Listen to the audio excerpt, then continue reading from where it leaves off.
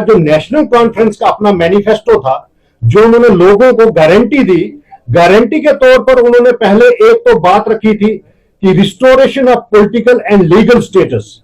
Job package में उन्होंने बोला था कि 1 लाख जॉब जो है ये यूथ को प्रोवाइड करेंगे, और साथ ही साथ उन्होंने कहा था कि पहले 3 महीने में, जब उनकी सरकार बनेगी तो पहले 3 महीने में वो Jammu Kashmir youth employment generation act पास करेंगे, ताकि सरकार बनने के 180 दिन के भीतर जितने भी गवर्नमेंट सेक्टर्स हैं उनमें जो वैकेंट पोस्ट है वो फुलफिल की जाएंगी, हर एक डिपार्टमेंट की।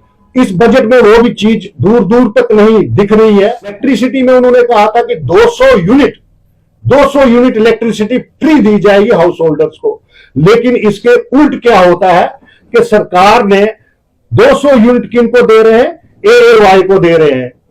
एएवाई वालों को 200 यूनिट की बात की, ये अच्छी बात है अगर उनको दिया जाए, लेकिन ये marginal section of the society है। लोगों के साथ धोखा हुआ कि जबकि सरकार ने कहा था कि गवर्नमेंट बनते ही उनको 200 यूनिट हर एक हाउस होल्डर को दिया जाएगा, साथ ही साथ 12 सिलेंडर्स की बात की गई, free of cost householders को दिए जाएंगे।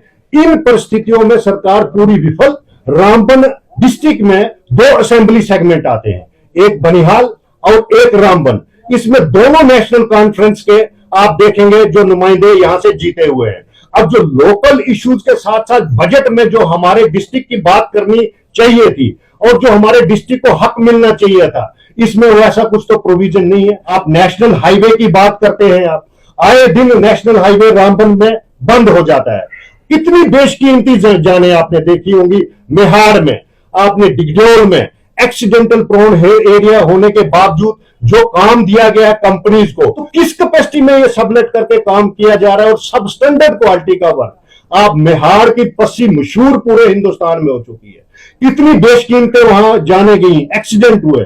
पीछे देखा होगा आपने किस सब स्टैंडर्ड क्वालिटी का वर्क किया, जो बारिश की चंद बूंदे भी और उनके डंगे, उनकी दीवारें और वो रोड बर्दाश्त नहीं कर सका और स्लाइड एरिया बन गया। जो अपने गारंटी के तहत उन्होंने जो मैनिफेस्टो में लिखित वादे किए थे उसमें भी खरा नहीं उतर रहे। कम से कम लोकल इश्यूज के लिए तो सरकार को वेट करने की कोई जरूरत तो नहीं है। अकाउंटेबिलिटी गवर्नमेंट की रखी जाए, मुलाजम की अकाउंटेबिलिटी हो। अगर वो इन पर खरा नहीं उतरती तो मुझे नहीं लगता है कि लोगों का कहीं ना कहीं आगे सब्र टूटकर जनता को खुद सड़कों पर आना पड़ेगा।